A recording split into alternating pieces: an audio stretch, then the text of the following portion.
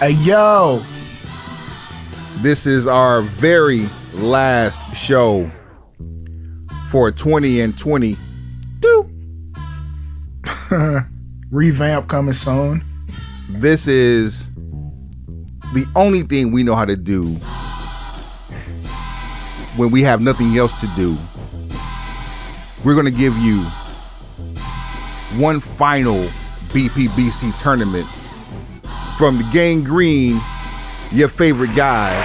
I am Wood. You stay classy, internet. I'm Suave Burgundy. This is the Broken Pencil Booking Company Pro Wrestling Podcast and radio show infused with hip hop. This tournament here, the best under 30, the 30 for 30. We have taken not one, but two sets of talent. Dose. And given you not one, but two tournaments for today. Dose. This is the first time we've ever done two tournaments on the same show. Is it? I believe so, sir. We've done a tournament and a mixtape. You're right. On the same show. We've done multiple tournaments in one sitting, but this is the first one that has two on the same show. And we have taken through multiple verifications. Multiplicity. If you will. Thwack 'em, baby. Through multiple verifications, we have given the internet our due diligence and have comprised an NIT tournament and a main event tournament for your listening pleasure. For the sake of inclusion, we have pitted the best of the best against each other, male and female, intergender, if you will happen in these tournaments. If you will. I'm not mad at that. Progress. That's what this is. Progress. You can be no older than 30. So if you're in your 30th year and have not hit 31 yet, you can make this tournament. This is true. And there have been a few that are pushing the age limits of this tournament. And you'll find out who those are. We're not going to tell you their exact ages. Just know the ceiling is no more than 30 years, 364 days old. With no further ado, Suave, you ready to get this thing moving? Run it. Have we given them the criteria by which people are eliminated? Well, since you bring it up, Suave, why don't you handle my lightweight? All right. So, we, as usual, at the Broken Pencil Booking Company Pro Wrestling Podcast and radio show infused with hip hop, we have criteria that justify our decisions here. So, there are three criteria that we are using to determine who advances in a matchup. Number one, resume.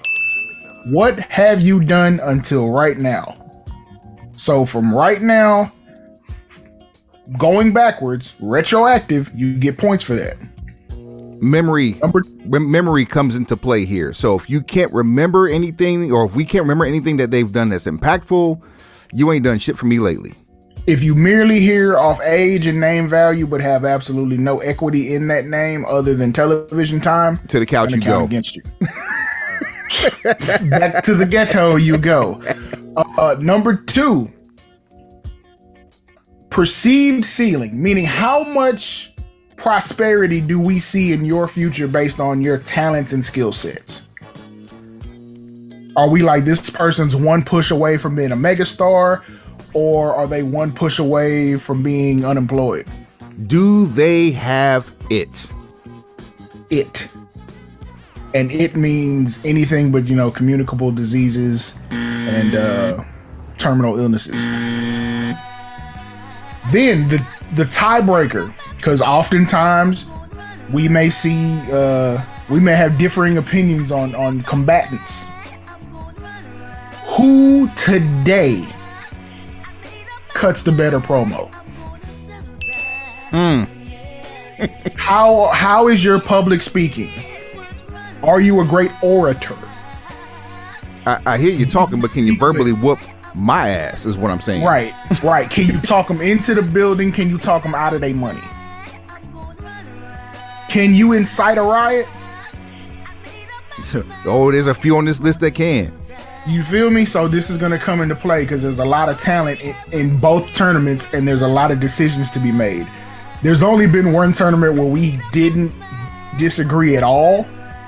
I don't know if that becomes a streak today or it's one and done. It's all luck of the draw. So these names we picked them in no particular order, and they've been randomized yet again.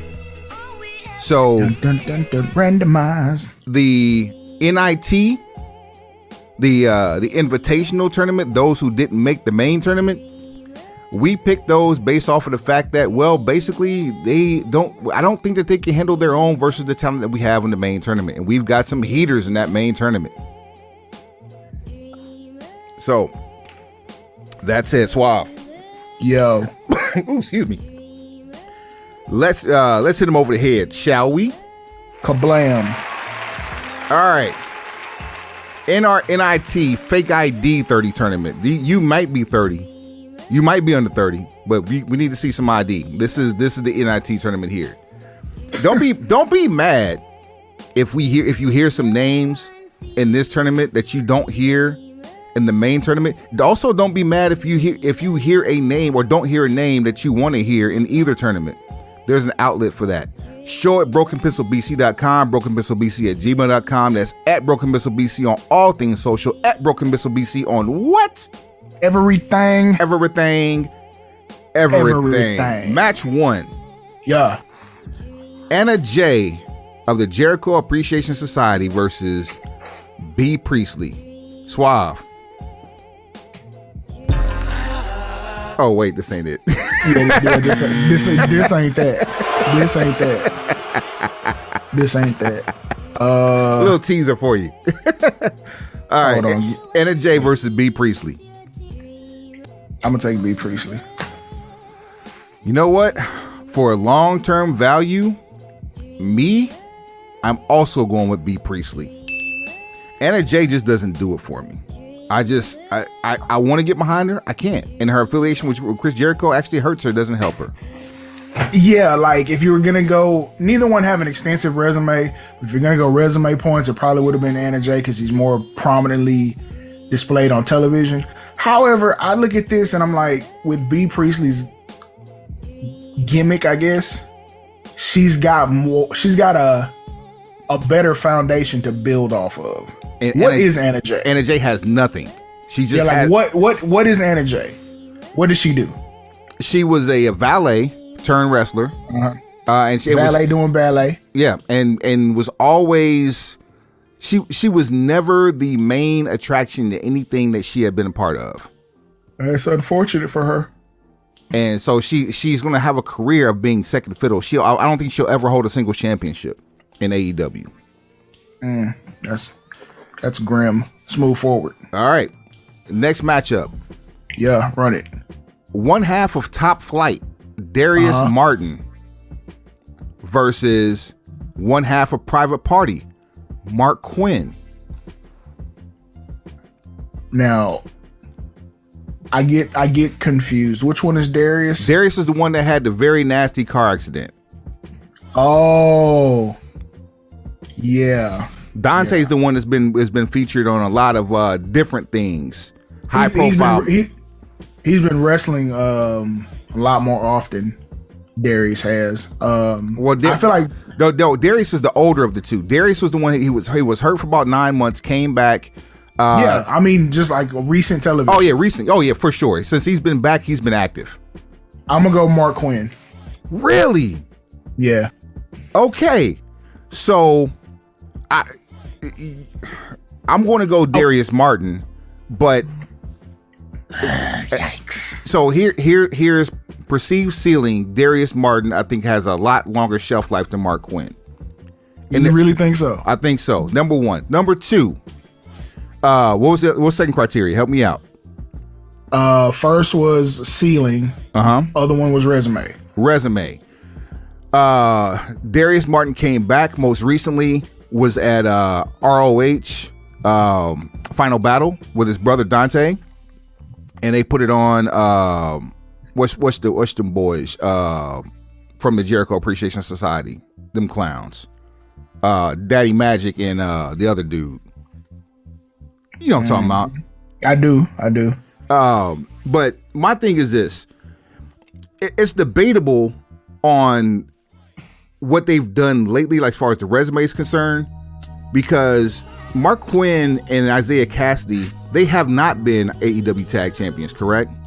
No, I just want to go double check that because I was gonna use that as my resume defense, but no, they haven't. Neither has they beat the Young Bucks in the first round, right? But neither have the Martins. Neither has Top Flight. Yeah, they haven't. They haven't sniffed any title matches in quite some time. If we're gonna be real, here's where you get the Duke. If I'm putting them two up in a promo, Mark Quinn got way more gas than Mike and Darius Martin, at least for now. So for that reason alone, Mark Quinn, you're advancing to the next round. Darius Martin has been real, but at least we had to go to the tape for that one. I keep it G with you. Private Party is like a Stokely Hathaway away from being really fucking entertaining. Like, you know how the Acclaim kind of has this natural, organic relationship with the fans, and they're just somebody. They're a team that was brought up by the support of people versus a decision made backstage. Yep. I think Private Party with someone like Stokely Hathaway is that type of situation. If Prince Nana wasn't busy with the with his clique, because like Matt Hardy doesn't fit. Nah, but Prince not a natural fit. Prince Nana would be a natural fit for them, but Prince Nana got some beasts in his stable right now. The last thing he needs is another tag team. Right, so I feel like if we could just get the firm to all go their separate ways, and we could get Stokely Hathaway to focus on like two acts, like get one singles guy and get one tag team, I think we'd be great. I think we'd be a lot better off.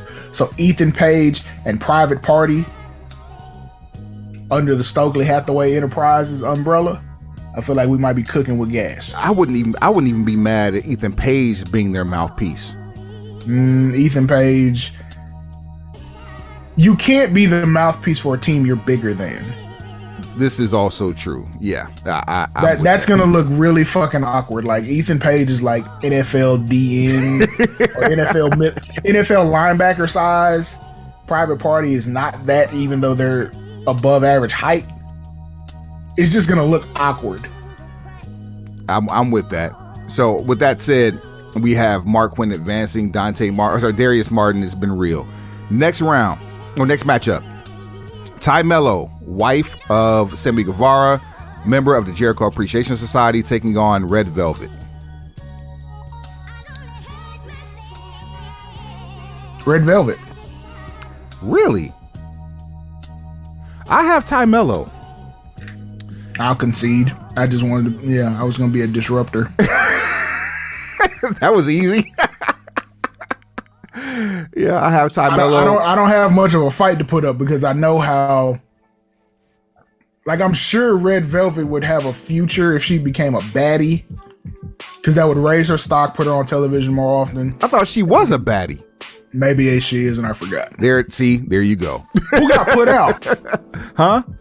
Who got put out the clique? When the Kiera Hogan got put out, but I also think that Red Velvet was a baddie before she got hurt.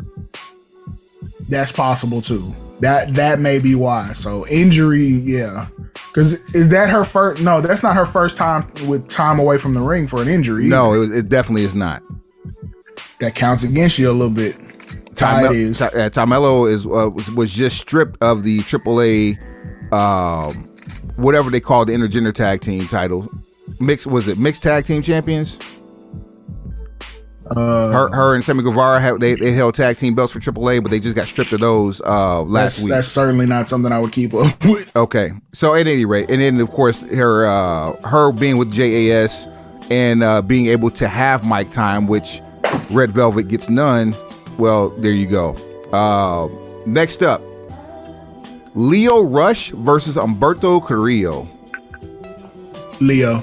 Easily Leo. Leo's the veteran of this matchup here, and there's too many variables with Leo, too many intangibles with Leo.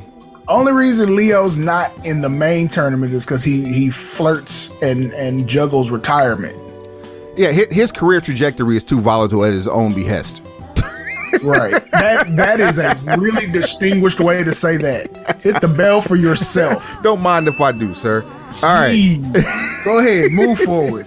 Yeah. Oh, wow. This is going to be the most interesting matchup so far.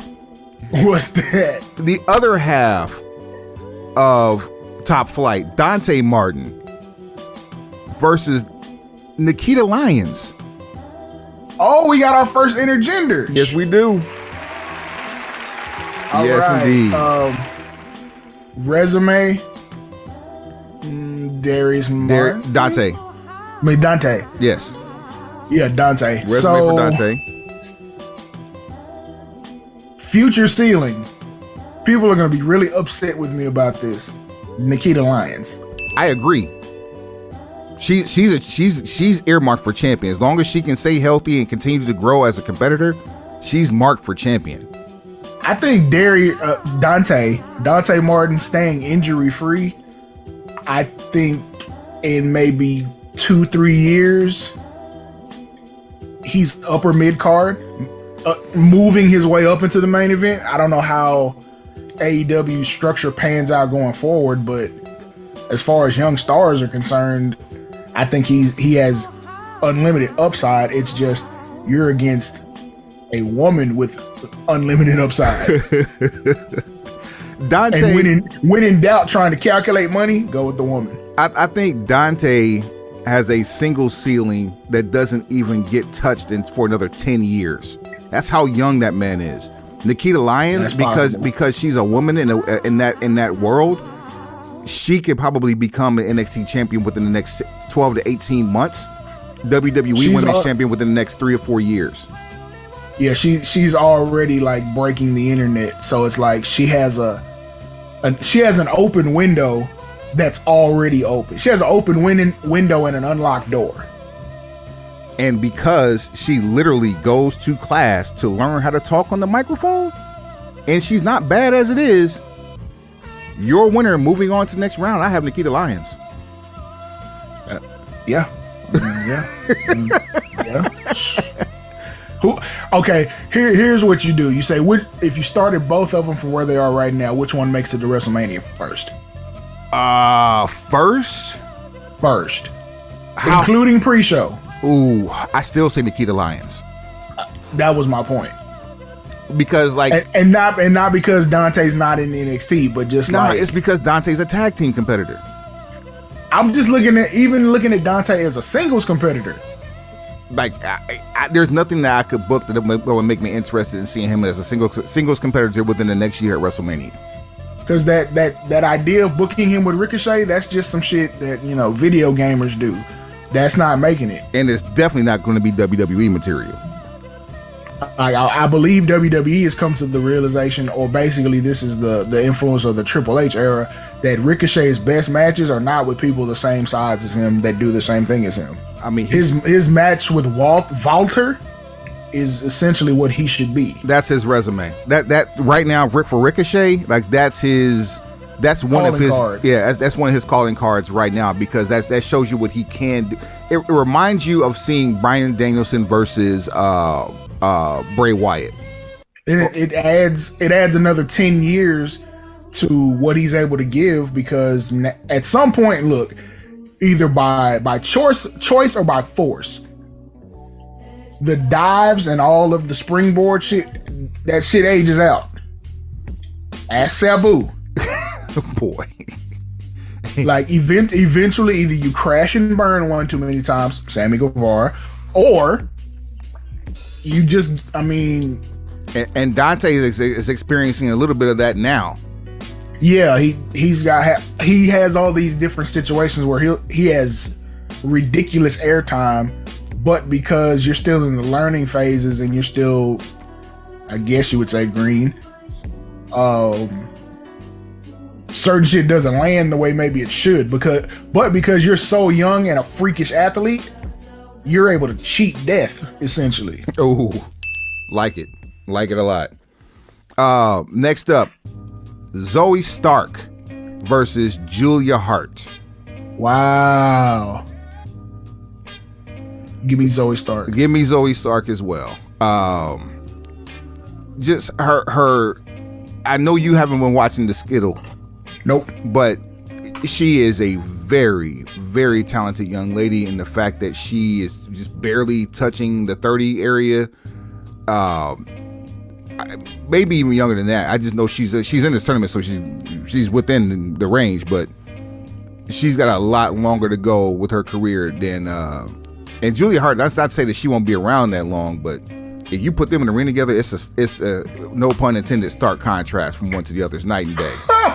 I see what you did there. Don't do that. Don't do that. All right, here's a fun one for you. This was gonna be real quick. Okay. Now, talk about resume. Here's a resume we don't know much about, but what we do know, well, boy, El Hijo del Vikingo versus Austin Gunn. Oh, I'm gonna shock the fuck out of you. I'm taking Austin Gunn. You're not shocking me. So, what I like about El Hijo del Vikingo is his willingness to do shit that should get you paralyzed. Number one, two, how safe it is for him. Like, this dude, it ain't safe. It ain't safe. I swear to God, I want one of these people that do moves like this to like have that as the theme music. It ain't safe. It ain't safe. An inverted 450 to a poison Rana, and with a soft landing from the top rope. That is unheard of. That is bound. The law of averages and physics and gravity say that is bound to go terribly wrong at some point. Hold on. It's a WrestleMania level spot.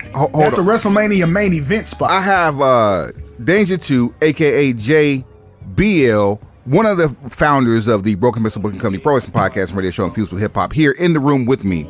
Whole lot of fucking gang shit. Whoa, let's give him that one.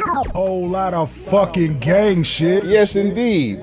As we do this tournament, I want to get real-time reaction to this move that I described from El Hijo del Vikingo, because he hasn't seen this. So, all right, ready when you are, and check it.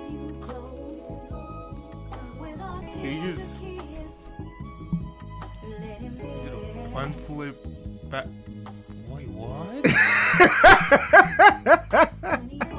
That is an inverted 450 into a poison Rana from the top rope. The timing on that is crazy. Where is that? Mexico, I'm assuming. It's gotta be. Shit like that is only legal in Mexico. This is a fact. So, yeah, even though the ceiling is infinite, you got too much pedigree with Austin Gunn, and the fact that he's already been on the microphone acting the ass. Austin Gunn moves on. I don't think there's any debating that one at all. His old man is a cheat code. to all things pro wrestling, sports entertainment, and promo. He can get a job anywhere because of his old man. He's already in AEW. You think he can't get into Stanford with his dad's call ahead? And isn't Colton like in a reality show? He may be. One of them gun boys is in a reality show currently. At any rate. See? And in our final match of the first round, I'm shocked we haven't had more intergender matches. Well, here's another one. Ha foreshadowing. Cora Jade versus Angel Garza. Cora Jade, also of NXT. Angel Garza got his most famed stateside in NXT, alongside Andrade Cien Almas. Resume, I feel like Garza by far. Definitely. Ceiling, you would think it's Garza. You would hope that it's Garza. I can't verify. I can't confirm or deny that though. I'm definitely saying ceiling is Cora Jade. This feels sexist in some way. Here's the coup de grace. Promo game, right? Talk him into the building.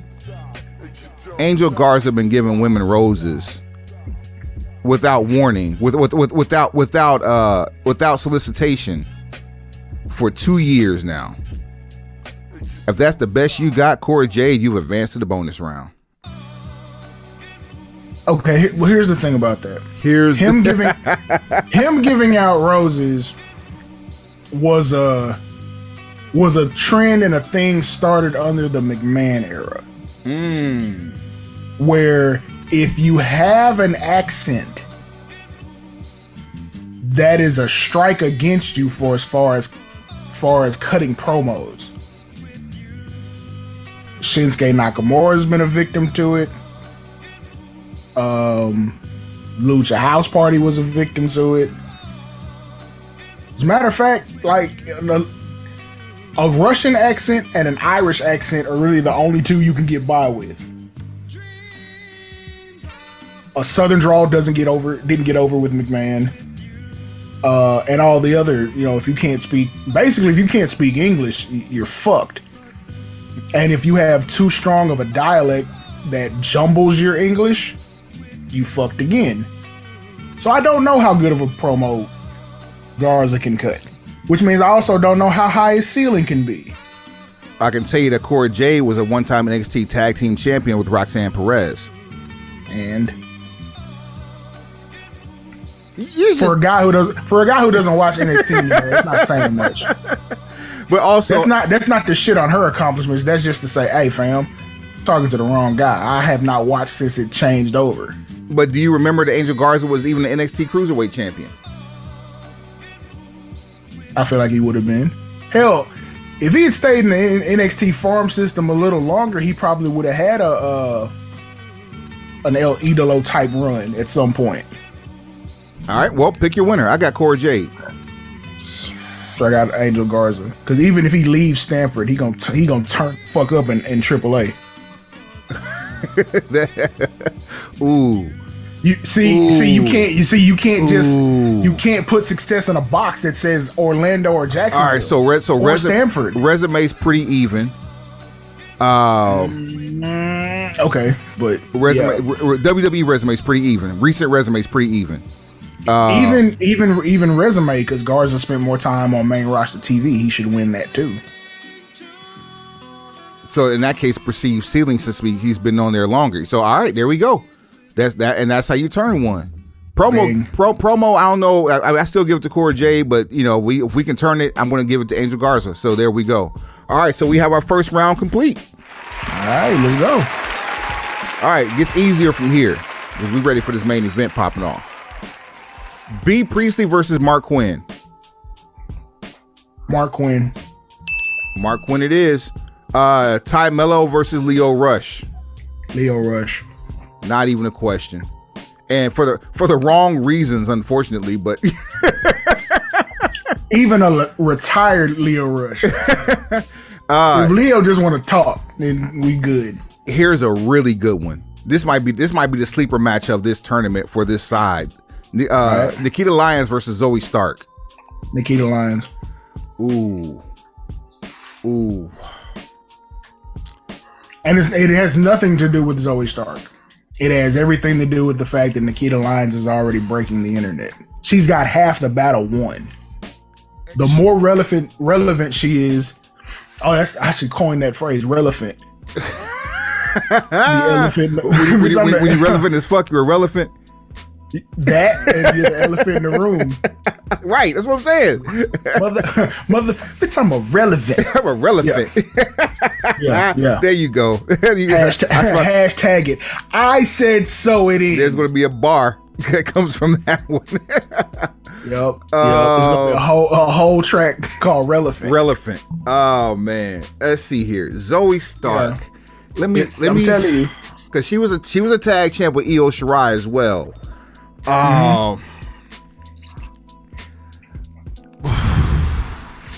Nikita Lyons can thirst trap anybody on the internet. That's the ceiling. That's gonna get you on television and keep you there. The Sable effect. Okay, so and I hate to do this. I'm gonna go with Nikita Lyons for entertainment factor, not for athleticism. This is no. Classic sports entertainer versus pro wrestler. Nikita Lyons is going to win as a sports entertainer, but Zoe Stark is going to win as a pro wrestler. Let me just say that. So Nikita Lyons, Nikita's not trash of an athlete. No, I guess not at all. Not at all. The ability of her to thirst trap her way into the main event scene and actually be able to perform when she gets there. Yeah, it's her. It's Nikita. I have a feeling that in a year, if we were to have these two in a matchup in a tournament, that it'll be the other way around, and it could go either way. Still, I'm not mad at this. But this is a tough one. I got Nikita Lyons advancing. Austin Gunn versus Angel Garza. Gunn it is. Not even a question. We had too many variables, too many arguments with Angel Garza. We had none with Austin Gunn. Nepotism gonna take him to the finals.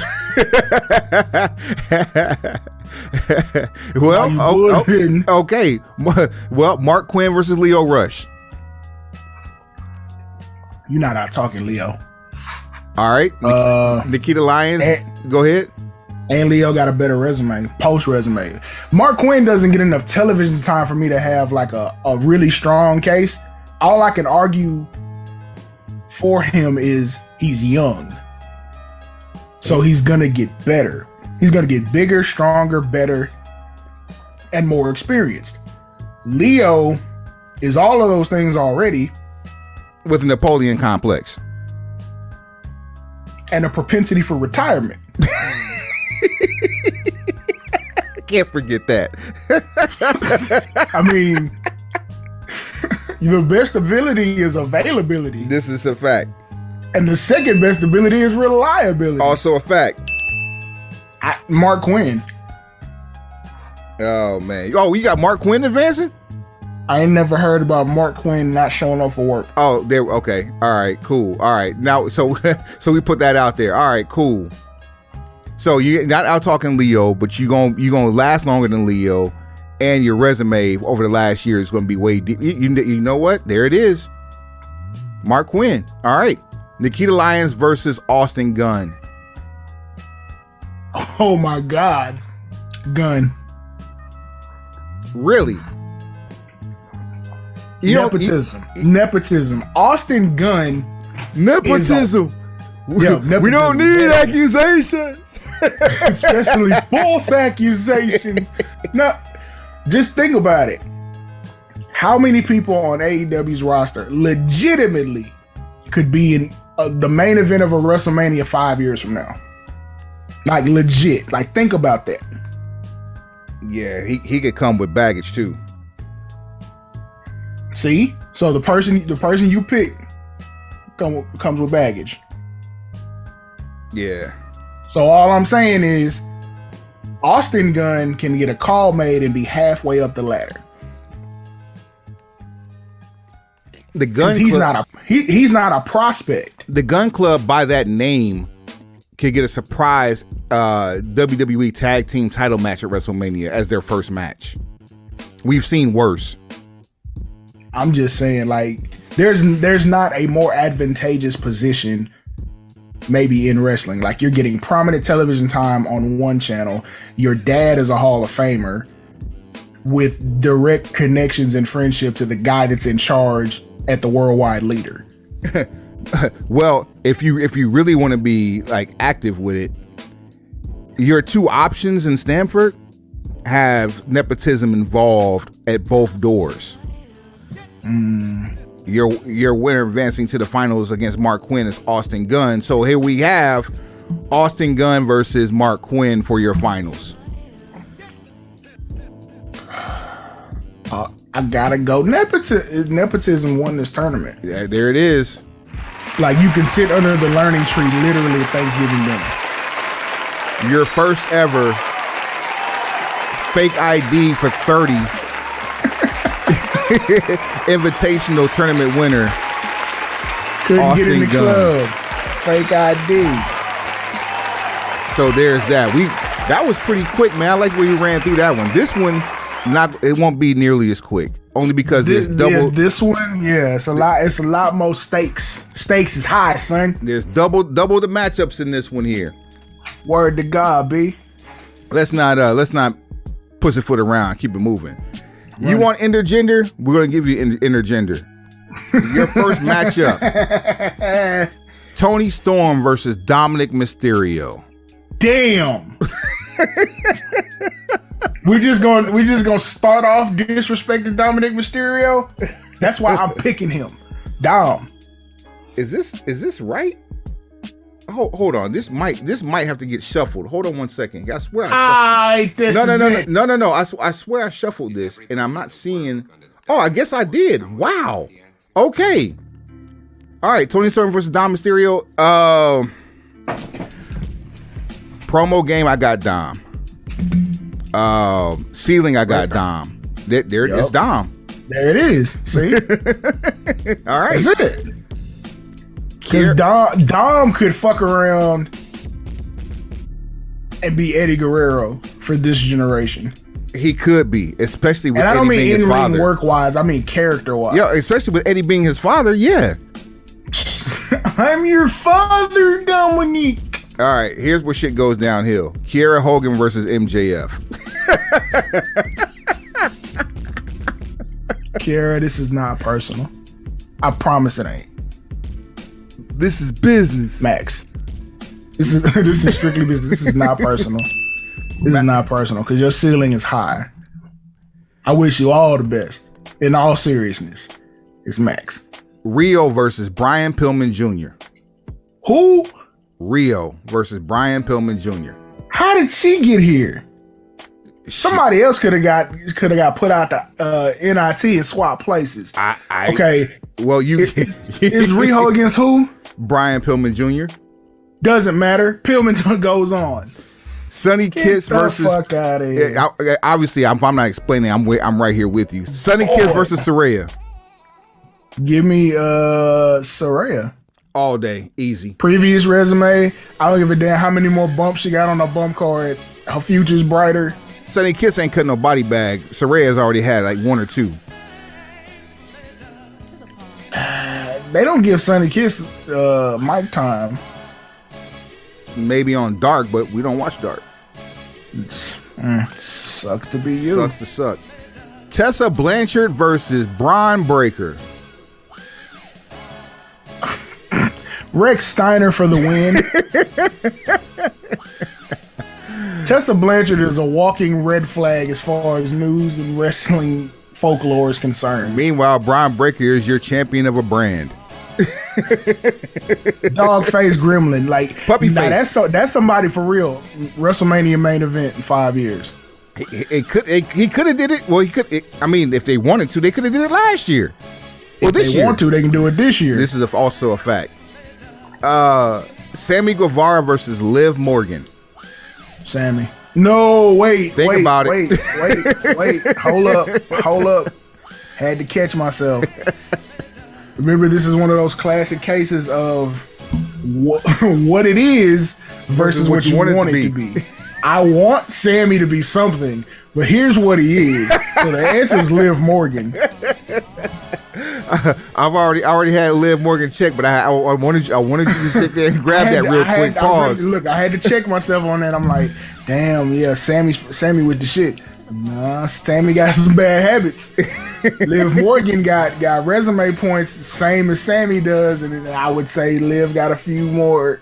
Liv is already in Stamford. Sammy may have done enough to keep him out of Stamford.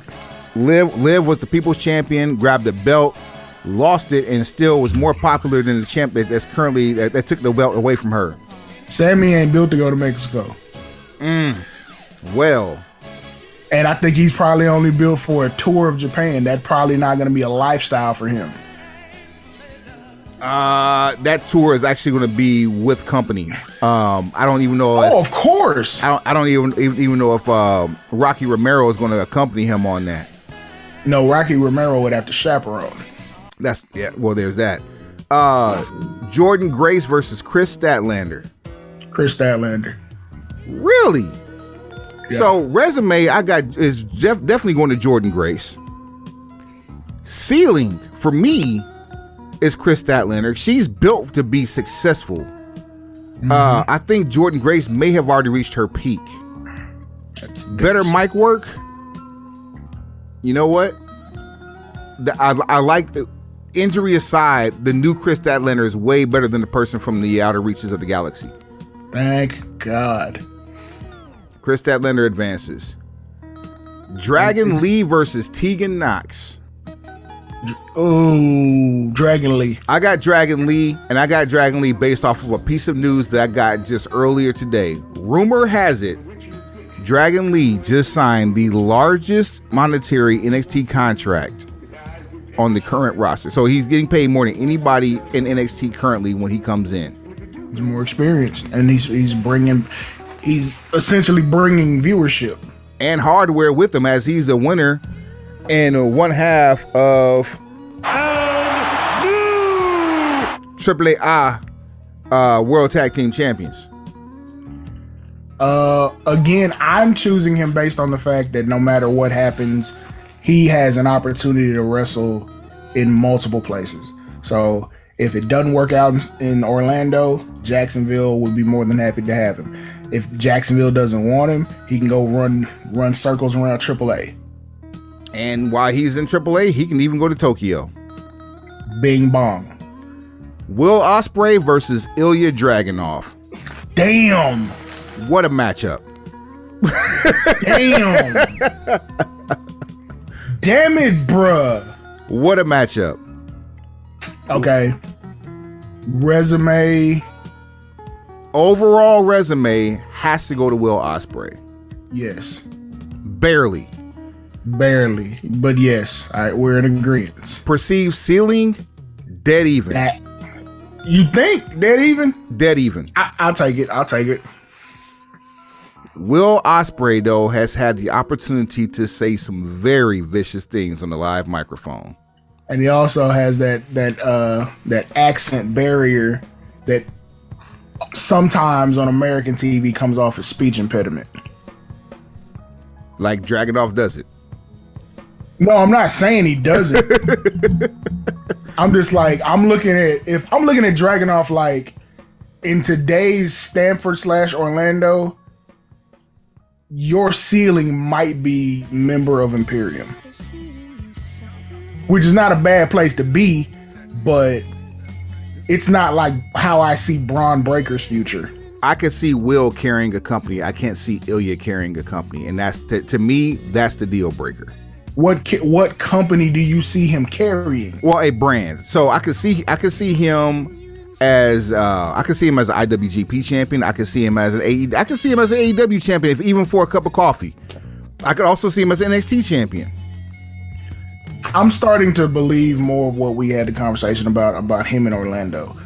I actually could see that working if they just turn him loose and just make Tuesdays about tune in to see this guy. So if we say that, then I guess that puts the edge on the ceiling, on the perceived ceiling, on Will Ospreay.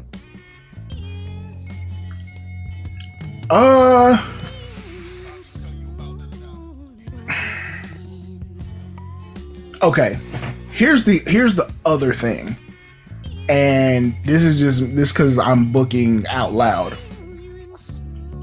It's been a goal of Stanford to get Conor McGregor involved some way, somehow. Okay. Thing is, he talks like the biggest guy on Stanford's roster, but he only matches up physically with maybe 8%. You might be being generous, but continue. And 5% maybe.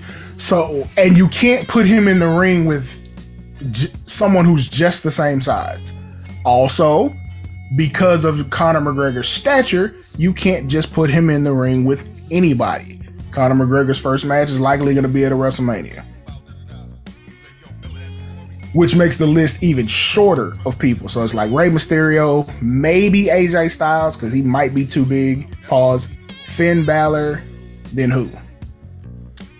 I like But Finn, bringing it, but then you're going Euro versus Euro. which at this point I don't think you have a choice. All right, so You just don't. So then someone like Will Ospreay, who's young as shit, can talk. He talks shit a whole lot like Conor McGregor, and he can go. There's a ceiling. The ceiling's even high. If you can run shit in Orlando, you have a place in Stanford. and so does that put Will over the top? It does. There you go. All right. Yeah. Yeah, I like what you're cooking with. All right. Butch versus YFN Darby. Butch. Here's the problem. Here's the problem. Pete Dunne has a resume. Thought you meant fucking bushwhacker Butch. Like, how the fuck did he get on here? Call that man by his right name. Pete Dunne has a resume. I don't know if we can count that with Butch. The motherfucking bruiserweight. The bruiserweight. Dog, NXT UK was must watch from the tournament because of him. He might because of the match with him and Tyler Bate. He may have NXT UK's first banger. I think he's the reason for banger after banger after banger, because Ridge Holland had a catastrophic injury on NXT and then came to WWE and got injured. Sheamus was flirting with retirement just 3 years ago. And Pete Dunne, we just gonna refer to Butch as the glue of the brawling brutes. I mean, shit, why not? However, where can he go from there? Intercontinental Championship run, I think I like absolutely. That. Yeah, I love that. That's absolutely within arm's reach, because the IC title is the work rate title, the working man's championship, right? Facts. It fits. Other than that, I don't need to hear him on the microphone. He's another one of those, like, because it's an Irish or a Scottish accent, he gets a pass. But I've heard him talk. It's a less heavy version of Will Ospreay. Meanwhile, like Will Ospreay's accent is fucking heavy. Yeah, he's like he didn't leave until he got grown. And he's so young that he uses the hip terminology of that particular location. So then you're using slang on top of an accent. Meanwhile, we have YFN Darby, indie darling. The only championship he's ever held was the TNT title. That's the only major title he's ever held, whether it's the TNT title. I never see him as a AEW champion, and that's a fucking travesty. Because he's another one of those organically over entities that got over and stayed over in a fucking pandemic. And either poor booking or just lack of booking altogether, you've seen all that momentum come to damn near a stop. And the only thing you can hang your hat on is that he's, best buddies with Sting. It's the sad part for him is his ceiling is something of a gimmick match. That's probably going to be what ends his career. Jeez. Okay, in that case, it's Pete Dunne. I hate to say that about him, but that's just the trajectory that we've been given as fans, and it's sad for him. It's just ever since that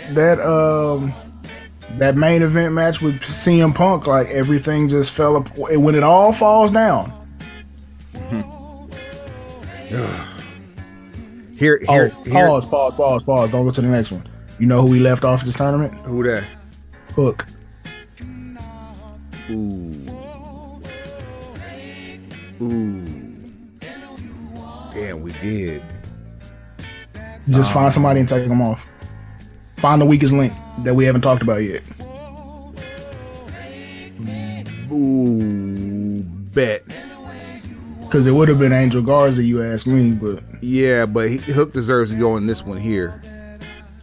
Let me insert player real quick.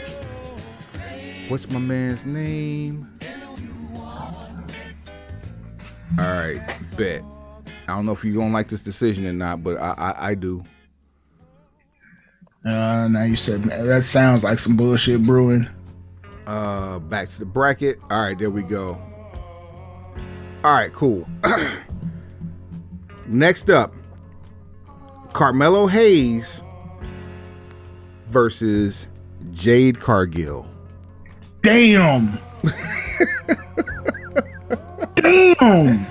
This one, I don't like this shit at all. this one may be the hardest one to break down across the board. Ceiling, sky's the limit for both of them. Not even a question. Shit. Resume, like Jade Cargill's undefeated. Carmelo Hayes, TBS Women's Champion, North American champion, just earmarked for main roster soon. vote. Microphone, both of them, like they both have it. Like, oh man, I don't want to do this to them, dog. I don't want to do this to them. We got to go to the coin flip, man. Okay, no, I ain't coin flipping. Okay, I got dead even. Whatever you say, I'll go with. Jade is a black superhero. Ooh. Black is a black female superhero. She is an action figure in real life. Do you understand the type of income that you can generate with the proper marketing behind just that? If she stopped wrestling today and did not mention the word retirement, she could continue to print money for AEW off of her character alone. Like, that's crazy. That's crazy. Okay.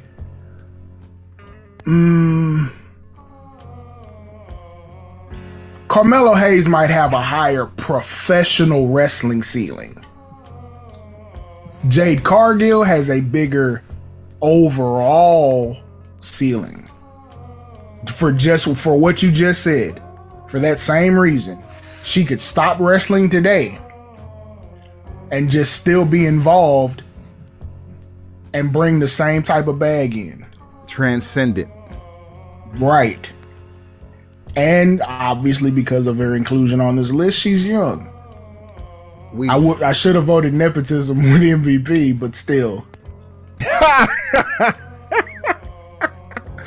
We may have just seen our next moonwalker through this part of the tournament. It's gonna be hard to knock her off that pedestal. It's too many variables that have to do with too far reaching of an influence.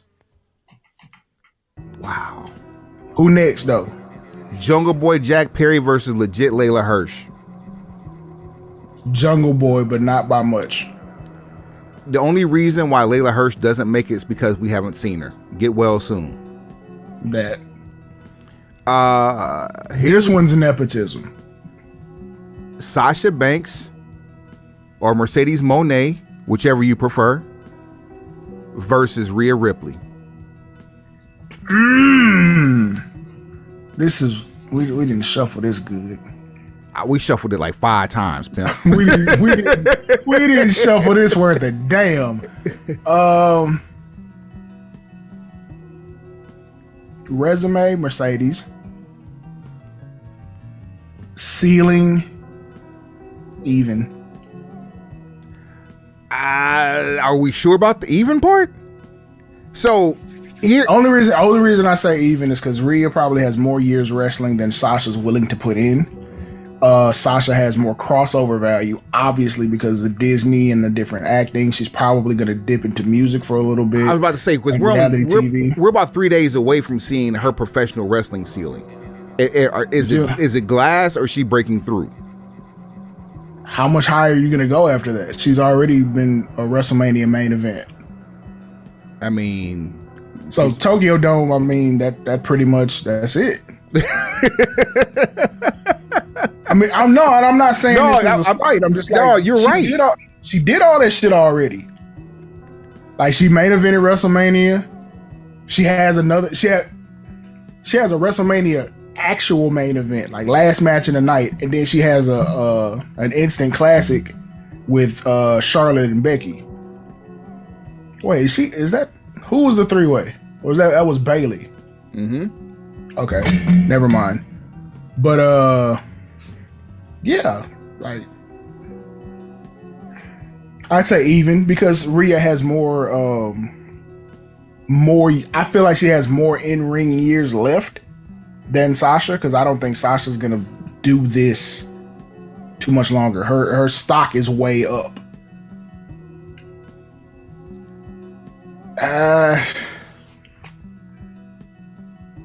I feel like Rhea at some point is gonna go on a Charlotte run.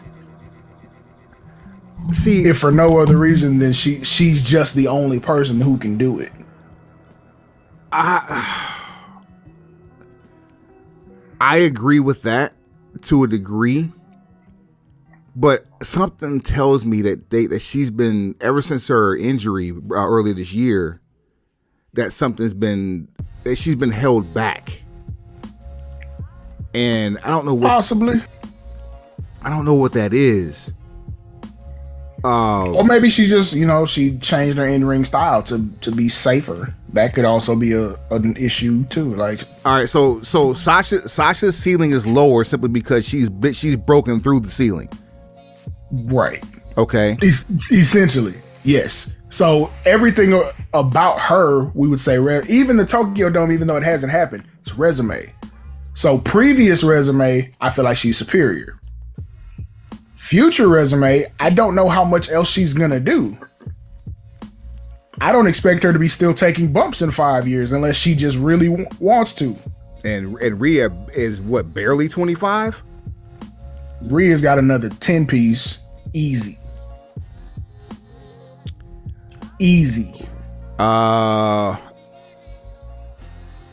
Rhea versus Sasha. We're gonna have to coin flip this one. Because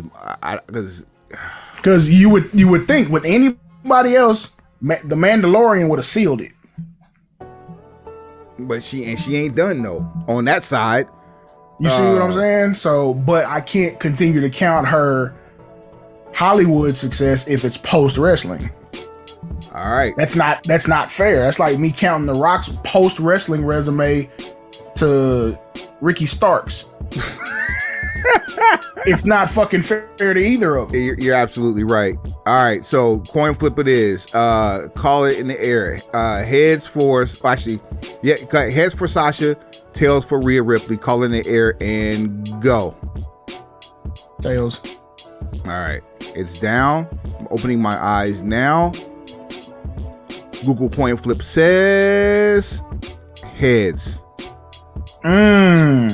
Sasha advances. Tough. That is tough. Very tough. Very tough. Ooh. Let's wipe the sweat up from the brow. Yeah, let's move forward. Who's next? Hook versus Cameron Grimes. Who did Hook replace?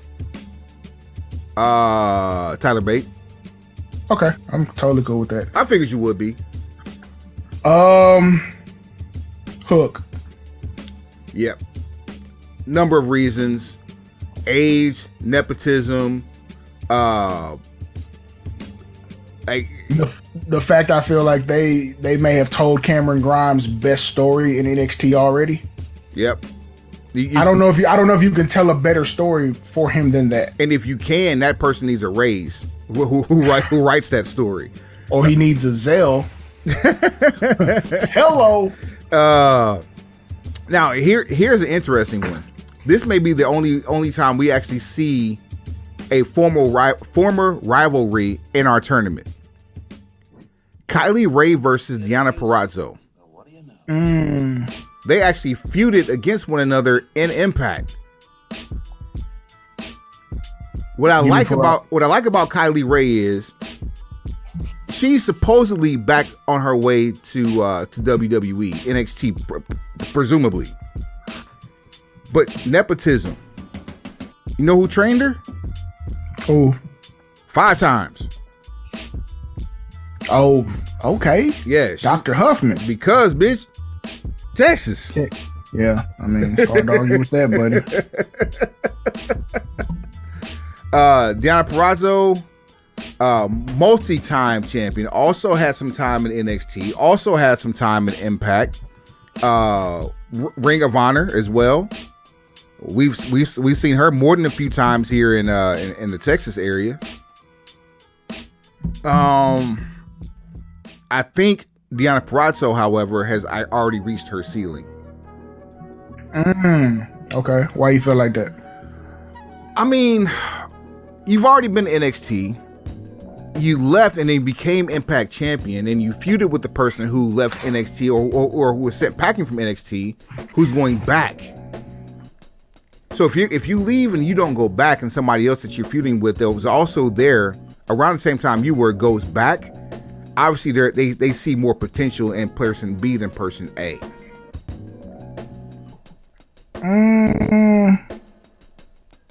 I may not necessarily see it that way, but I'm not in a position to argue with your choice, if that makes sense. Now, availability and reliability fall on... That's got to be where it's decided. Gotta be. That's Deonna Purrazzo to the T. Because Kylie Ray has had some issues where she has toyed with retirement due to certain issues. Also no-showed Bound for Glory.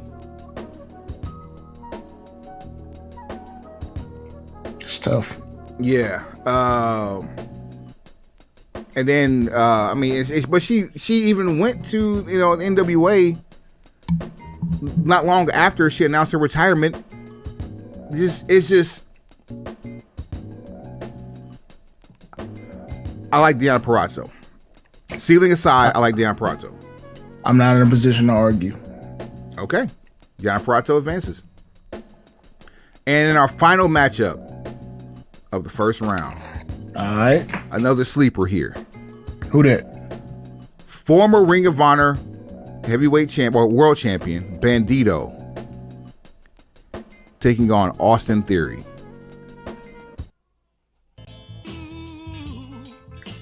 Great matchup, but we have not even seen the potential of Austin Theory. Who's Austin Theory about to wash again? What you mean? Who is he finna wash right here, right now? Bandito. Thank you. Good night.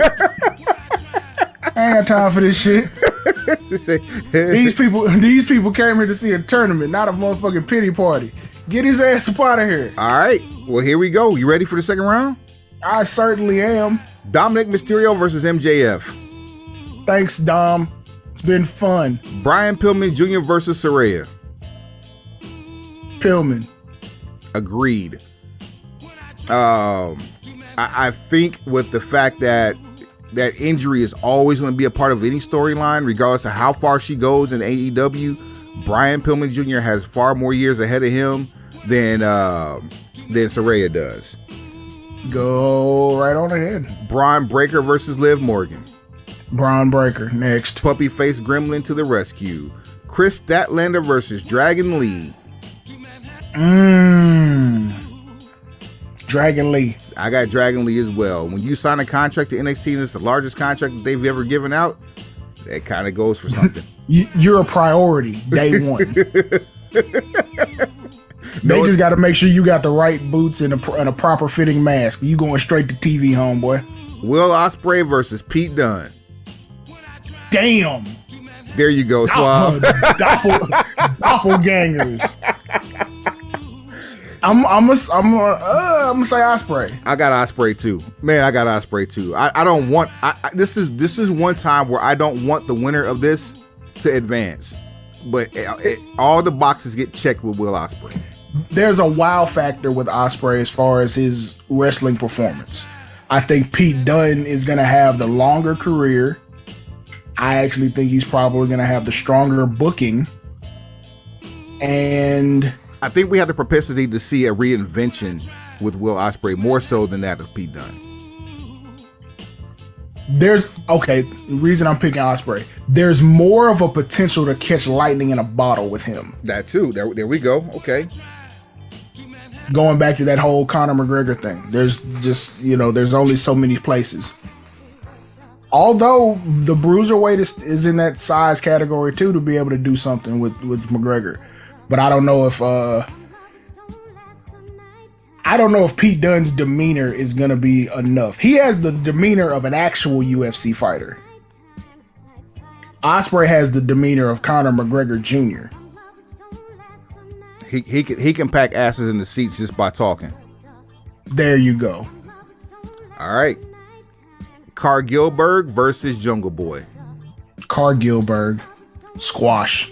All right. Mercedes Moné, Sasha Banks versus Hook. Damn. Now this is classic. The same things that got her to this dance that we questioned are the same things that are going to have us questioning her again in this matchup. You've been there, done that, and got all the t-shirts for it. Hook is going to be there, but he's going to be there to press up the next set of t-shirts.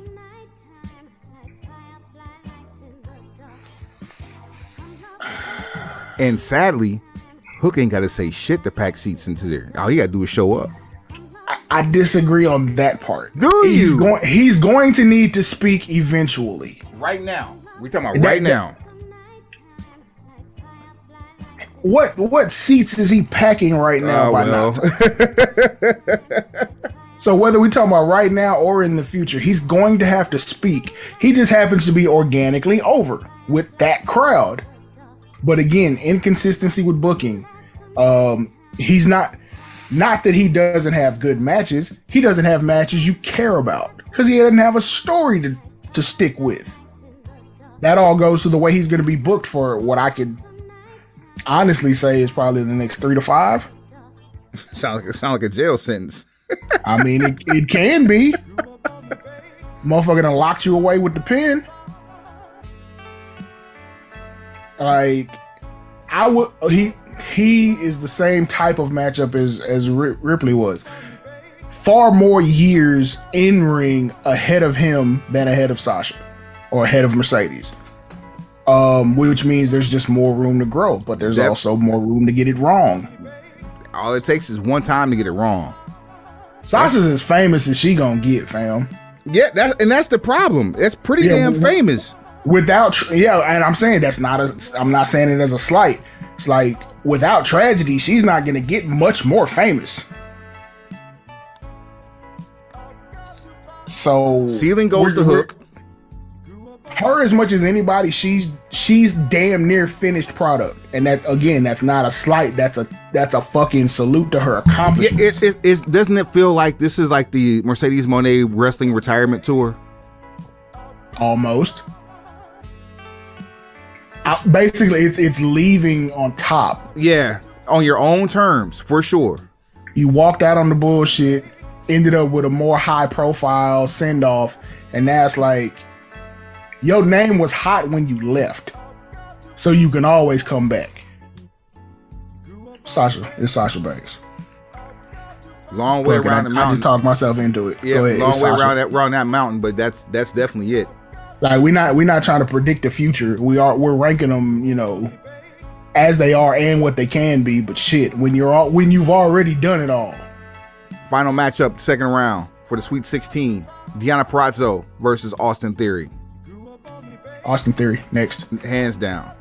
All right, going to the Great 8, the Elite 8. MJF versus Pillman. MJF. All right, we have Braun Breaker versus Dragon Lee. Braun Breaker. Oof. Will Ospreay versus Cargillberg. Cargillberg. Easy. And finally, Sasha versus Austin Theory. Fuck. This is where we say goodbye. This is where I say goodbye to Sasha.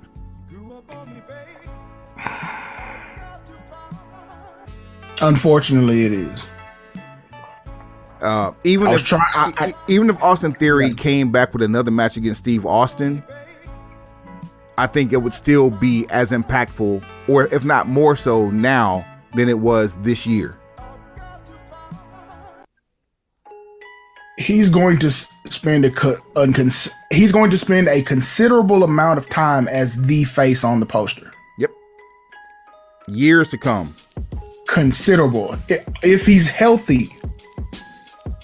Because again, we just had this conversation. We're seeing the peak. We're seeing the mountaintop on Sasha. It's this and then the Hall of Fame induction. Theory could legit be non-Cena. Facts. He's young enough. He has the look, and all he got to do is stay healthy and keep his nose clean. That's it. Now, for some people, that is too much. So let's not just make it a foregone conclusion. Yeah, it ain't as easy as it sounds. It's definitely not as easy as we make it to be. Right. Absolutely. So yeah, this just doesn't feel right. We're penalized. Well, it's not penalizing, but we're very much looking at Sasha as a complete project. Yeah. And then, again, the next chapter of her life is what's going to define her, not her professional wrestling career. Because I really think that she is money. She can't do more than what she's already done.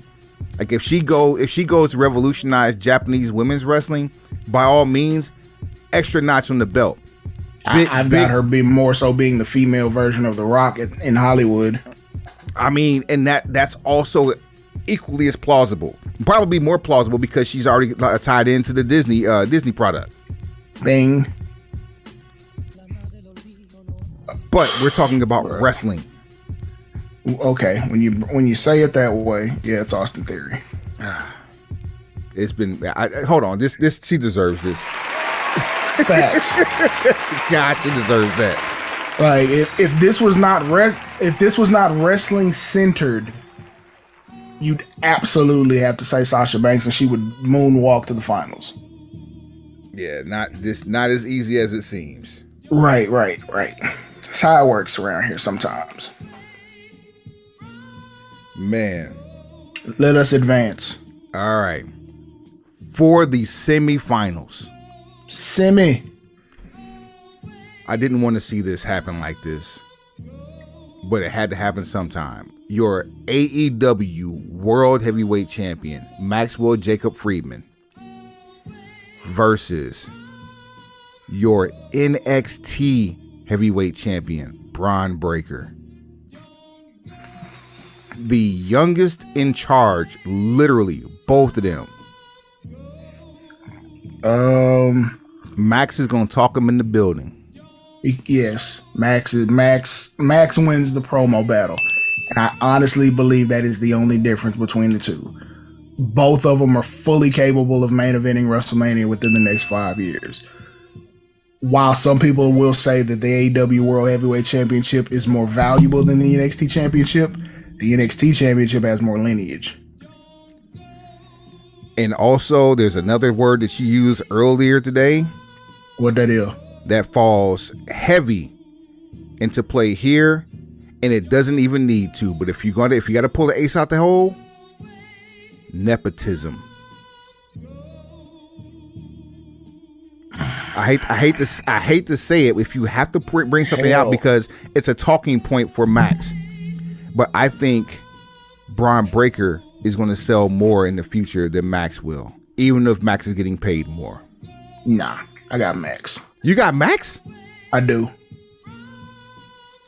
Do you know what would happen if and when they turn him loose in Stamford? one F-bomb and his career is done. I guarantee you he's smart enough to know not to drop a F-bomb on Stanford TV. Oh, that man. much I do know.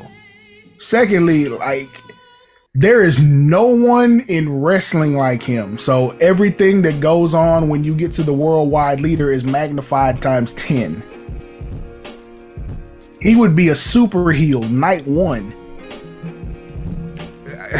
As much as I drafted Max.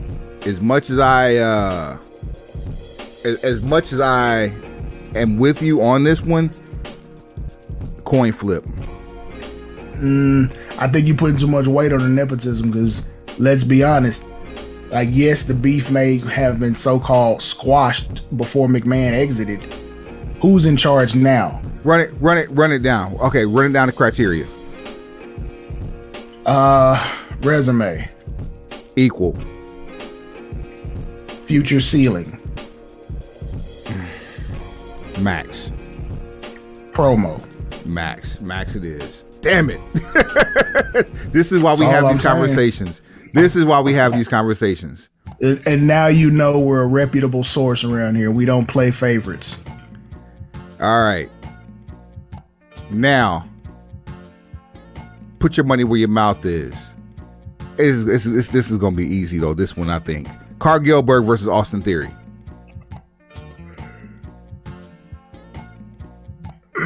Austin Theory, and I don't like it. Okay. Let's go back to the same conversation. Resume.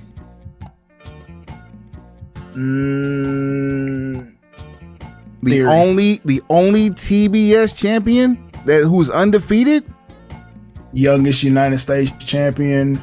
Ooh, that's a big one. That's a big one. The title has way more lineage. And isn't he a two-time champion? Yep. Okay. I hate the lineage conversation when it comes to U.S. title. I really do. Austin Theory probably had more matches this year than Jade Cargill's had ever. Okay. All right. And the one thing I can take out of this conversation is the what if, as far as going from Jacksonville to Orlando to Stanford. Stanford has one of her. A black female superhero. Yep. Bianca Belair. We see what the ceiling is. I don't know if Jade Cargill could do more than replicate it. You have to sacrifice a superhero to make a superhero. That's the first time I've ever thought about that. You would have to sacrifice a superhero to make a superhero if you were to bring her to Stanford. So the ceiling of her potential greatness is within AEW. And here's a spoiler alert for you. If you put her in the WWE ring against Charlotte Flair, ultimately you're going to have Carl Gilbert win. Charlotte's going to get one or two in there too, but ultimately the one that matters the most, Jade is going to win that, because I believe that's the way that business should be done. That said, you only have two bars, Charlotte and Bianca. For better for worse, in AEW, Jade Cargill is a one of one. In Stanford, she's another hove. She's a one of many. She's another hove. No shit. That's how you transition away from, losing Sasha. Oh man. They have a lot of the same qualities as far as character and delivery and things like that. Even though they're completely different people, they share some similar qualities in presentation. But you see what the potential ceiling is if she were to be in Stanford. Check this. So that conversation on the same table, right? I said Austin Theory is non-Cena, right? That's transferable from generation to generation. You're only trading off. You're porting a phone number if you bring Carl Gilbert over because you're losing one person to replace with another person and keeping the exact same fan base. You're not growing it. You're keeping the exact same. You're just transferring people. I don't think, and this will be the realest thing, I don't think Stanford is equipped in the front office and in the creative spectrum to make Jade Cargill Berg any bigger than what she could make. And that's the issue. Like Sasha Banks, she went and got it out the mud to a certain extent.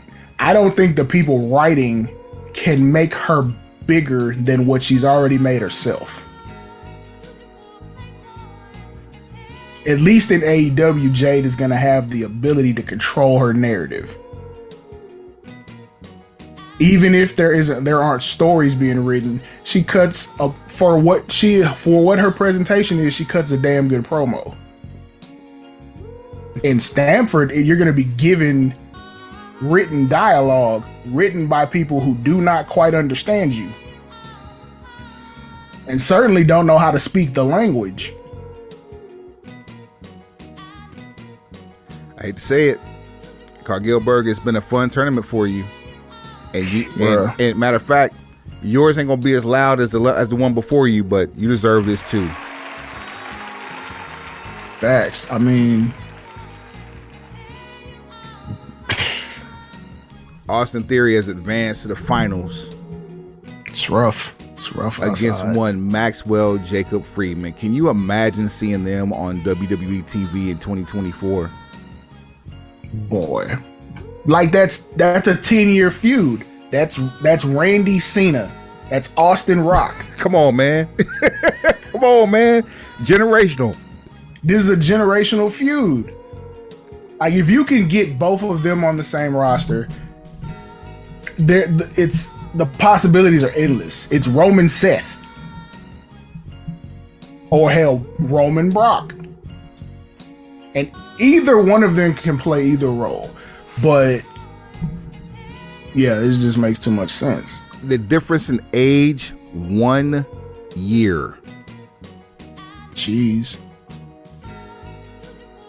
The trajectory prior to their major TV appearances as of the last few years, parallel.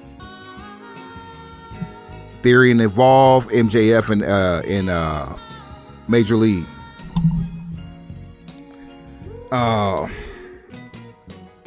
Bruh. The winner's the fans. Suave has been real. Take them to the house. Nah. We don't get out of there. We don't get out of here that easy. We do things in decency and order. We do things with integrity.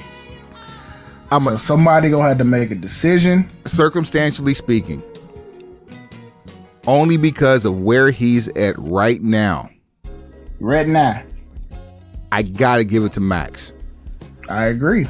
Wow. My choice was gonna be Max, even though what's possible for Austin Theory. Health and keeping his nose clean is the only thing that's gonna keep him from it. But that's a lot of you're betting a lot of money on hope. Whereas you don't have to be hungry or you don't have to go hungry when you have a refrigerator full of food. At the end of the day is over. At the end of the day is over. Maxwell does not have a refrigerator full of food, but he learned how to cook with the cans that were in his kitchen. I'm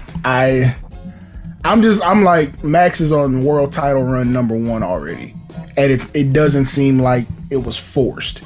He belongs in that position, carries himself as such. He feels like the face of a new startup company type thing. He talked his way into the door. He literally talked his way into the big door. So if he can do that where he is now, I have nothing to make me believe he can't do it at the next level. And the one thing that I was always questioning with him, he's already quelled that. size. He has increased muscle mass over the last year to like, and it's natural. Like, and you're gonna have to add a movie appearance to that by this time next year, which will make him a household name. So now there's even more crossover appeal. So when he does show up, or if he decides to stay in Orlando or decides to take the jump to Stanford at any time in the near future, he'll be much better off for it on day one. And there it is, your winner of our first ever 30 for 30, just 30 for 30, best wrestlers under 30. 1992, baby. Maxwell Jacob Friedman, your AEW World Champion, MJF.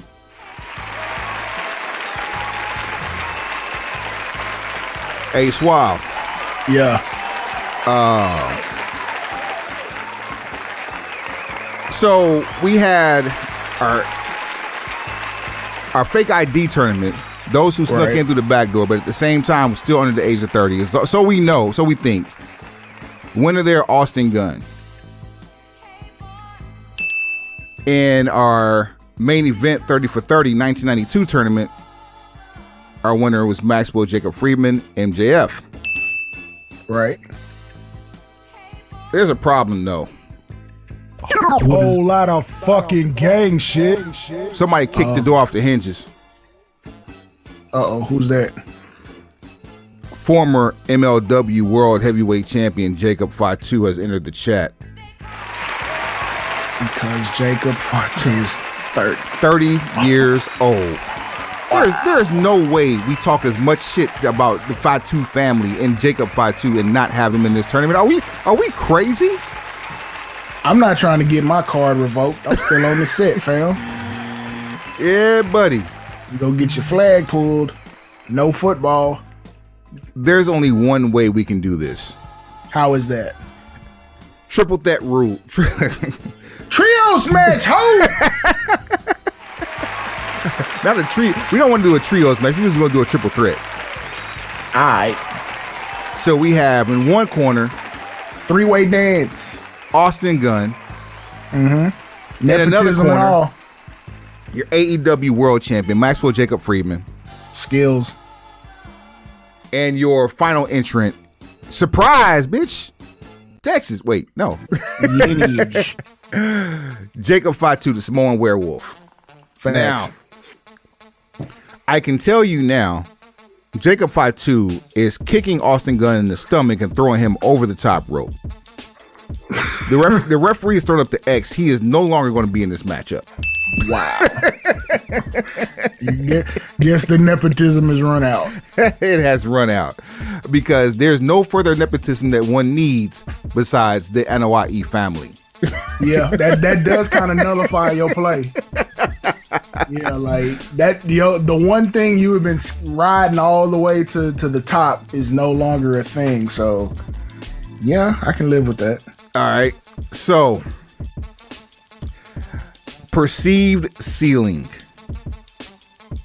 Maxwell Jacob Friedman is embarking upon his alleged final year in AEW as he's wanting to partake and put himself in the middle of the bidding war of 2024. Meanwhile, Jacob Fatu has not even sniffed the WWE. However, he's got a lot of family ties that might be able to pull a string or two of the marionette. Has the ills, or have the ills of Jacob Fatu's past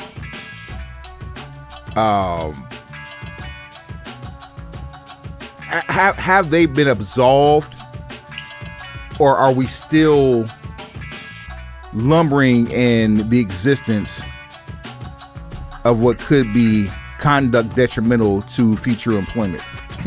I have to know what that brush with the law is. If I know what it is, I can give you a better explanation of why yay or nay. Because one thing I will say, Solo's occupying the spot he should have had, and that he probably would have had it not been for, whatever the criminal record contains. I don't know if there's a better spot for him to be in other than maybe the one opposition to the bloodline, but his path to greatness is through the bloodline if it's in Stanford. The story is built in. First of all, the issue was an armed robbery when he was 18. Ah, gotcha.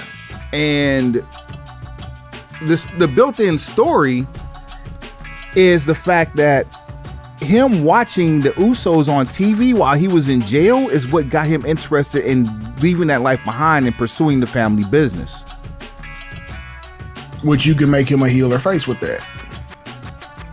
I sat in while y'all was out getting it. I sat in jail and starved. It's literally Booker T's story without the family ties. So what is the difference? The generation, the fact that you have cancel vultures.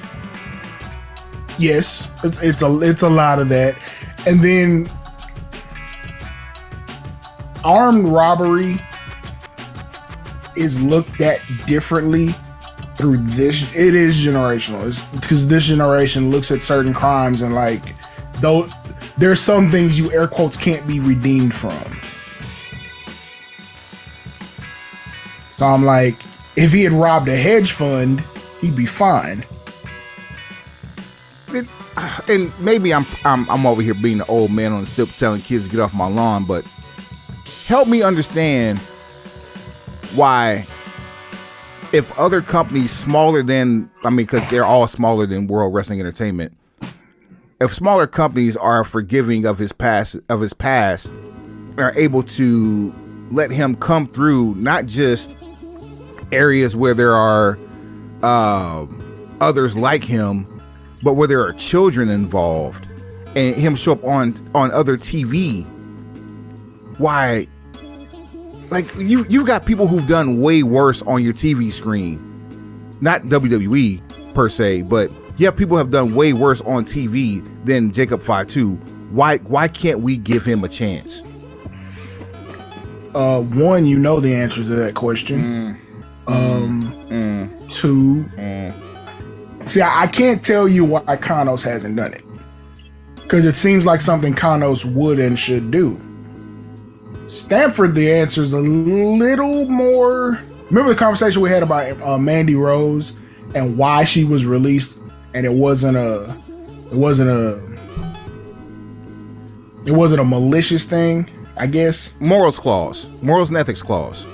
Right. So imagine you're talking to Mattel, and you're gonna make the Bloodline pack. It's gonna be all the characters in one box. And imagine Jacob Fatu is in Solo's position. Like we said, would actually work out. And then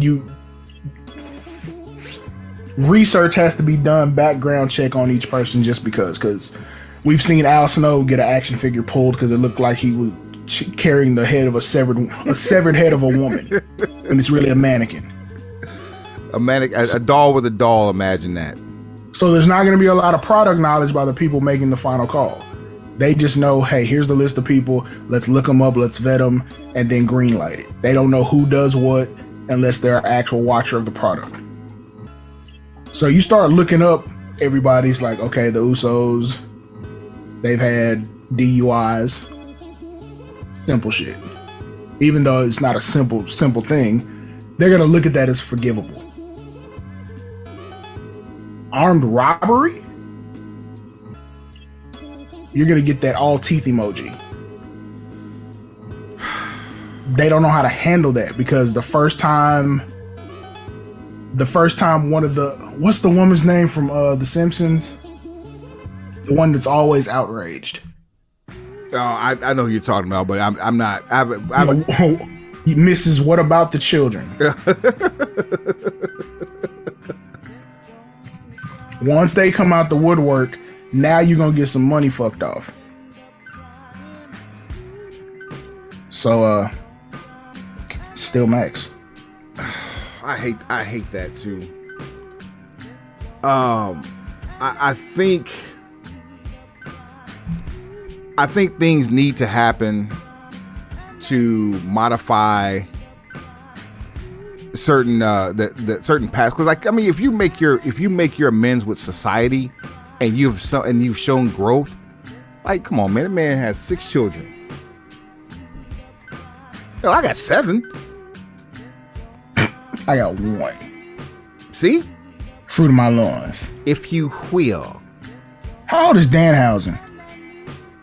Ooh, that's a good question. Let's take a look while we're on the topic. But all that to say this, Booker T has a Mattel doll. Yep. So if he has one. But again, that was greenlit by a different generation of people. I'll be honest with you. While millennials were exposed to more than any other generation, we have a more diverse upbringing. We have too many different influencers.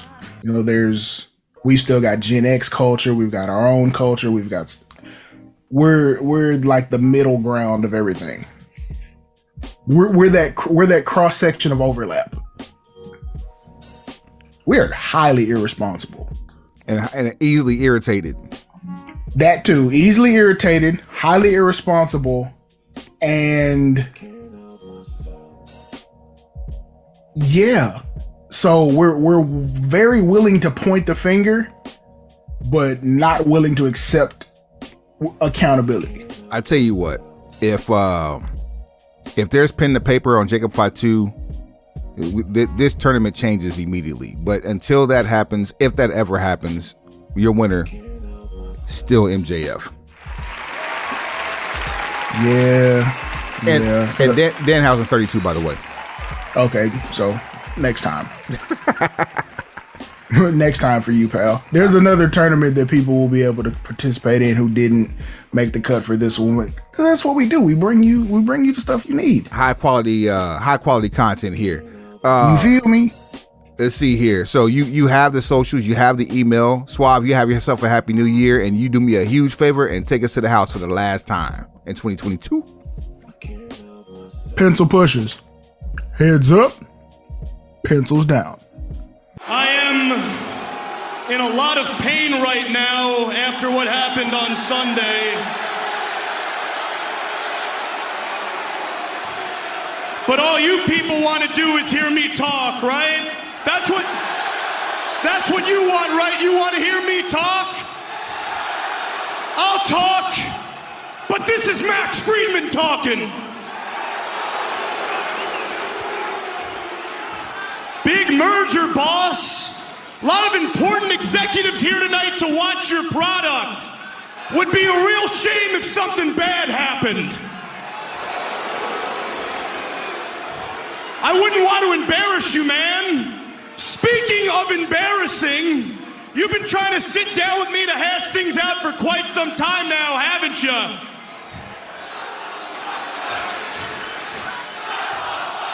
Well, guess what? Too little, too late.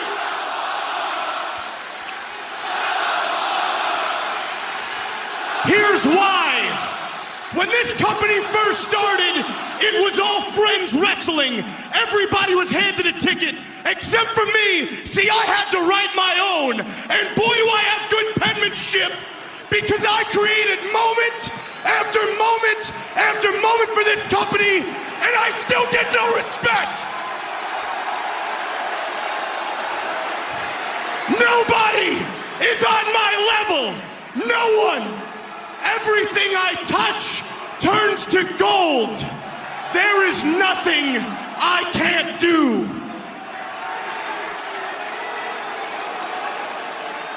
Every time I come out here, I am not expected to hit home runs.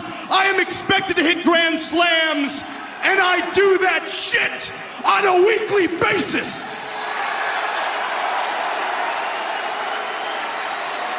See, all the other boys, they get to settle for being great. I have to be perfect because I'm the 26 years old who is constantly held under a microscope because I'm the only guy who is capable of carrying this company on my back as I have for months.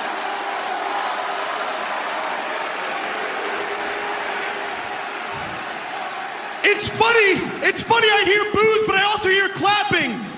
That's interesting. Where were you guys this whole weekend when you were calling me an unprofessional piece of shit? I'm just curious. You're not the only problem. No, it's the boys in the back too. Because the boys in the back all want my spot. Well, guess what? You want my spot, you can have it. Because I don't want to be here anymore. Now let's talk about you fans, huh? You people call yourself fans. You're not fans. You're uneducated marks. You sit there on your phones tweeting out your opinions like they're worth a damn. Let me explain something to you people. You don't know shit.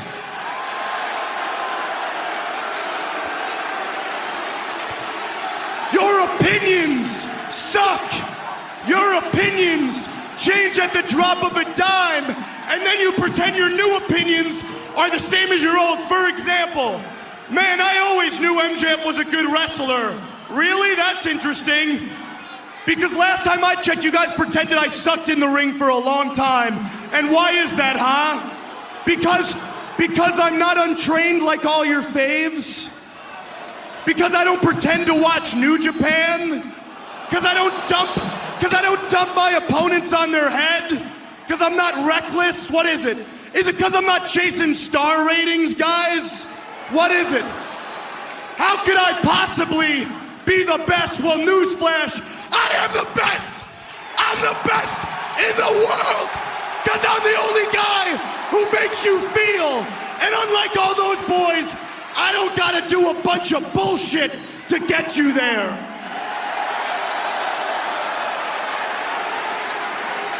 I am a generational talent, and you people consistently take me for granted. But it's not just you. It's the big man in the back, too. Here's something you guys can't take for granted.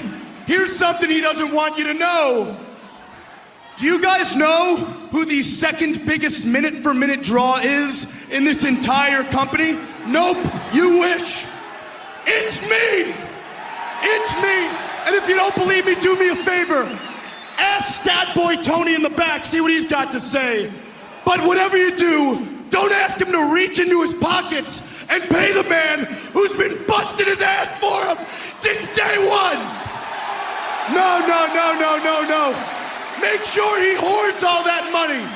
Make sure he hoards all that money so he can give it to all the new ex-WWE guys he keeps bringing in. That can't lace my goddamn boots.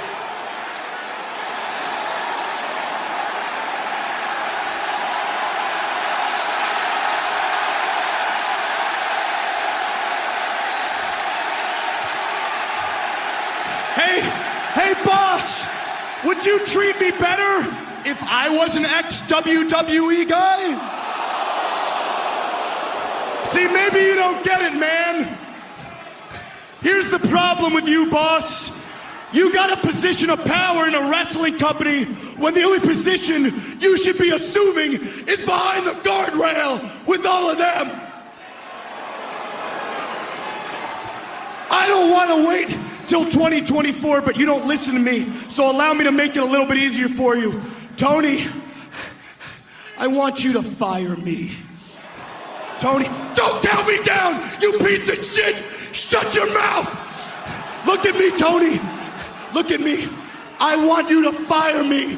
You fire me!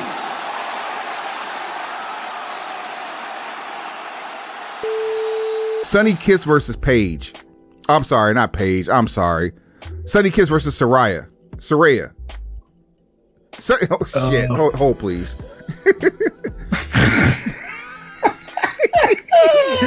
I'm gonna have to save that.